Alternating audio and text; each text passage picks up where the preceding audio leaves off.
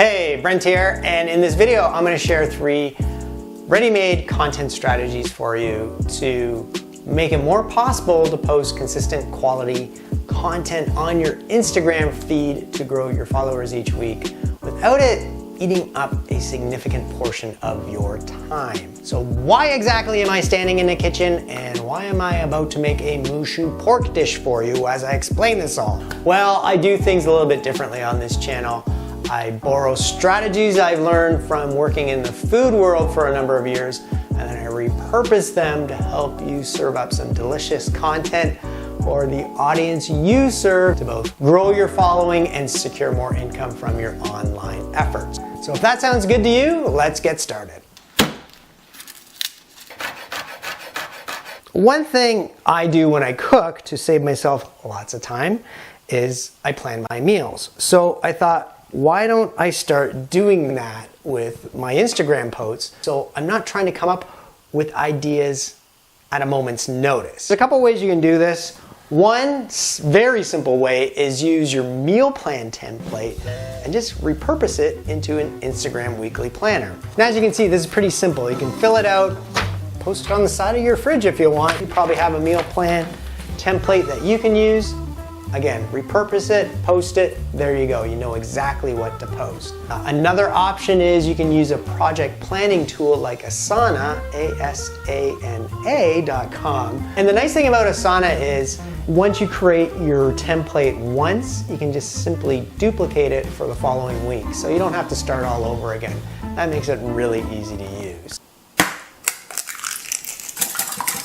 Have a plan, and that's going to make posting on Instagram a whole lot more manageable because we're going to know what to post, but we can make things even easier on ourselves. So this technique in the food world is called mise. It's short form for mise en place, which is a French term, which basically means get all your ingredients prepared before you turn on the heat.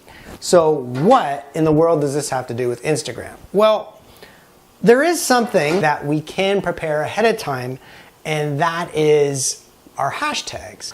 An app that I'm using right now is one called TagsForLikes Pro. And what I like about it is it allows you to create categories within it. So you know that you have different posts where you may share different hashtags, but you might not always remember which hashtags you used. And what this allows you to do is to put those hashtags into different categories and then simply copy and paste them into your Instagram account. So you don't have to type them in every single time you post on Instagram. And if you've been using an app like this, or you've been using Evernote or OneNote and getting your hashtags prepared ahead of time, you know how much time this saves you.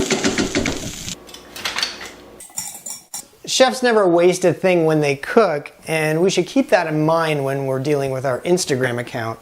Don't forget about past pictures and past video footage. They come in really handy. You know, it's like a ready-made meal in the freezer, just ready to use and to be posted on Instagram. Just one last piece of advice here. If you're gonna use past footage, just make sure you back that up with some love, because although a reheated meal is nice and convenient, it's not so enticing if it's just reheated and put in front of us. A little bit of love goes a long way. So with a plan in place, our hashtags prepared, and leveraging content we already have, Instagram should be as easy to post on as it is to make this mushu pork wrap.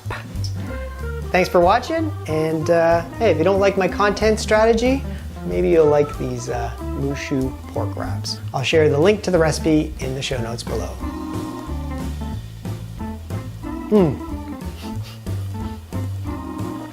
These are really good.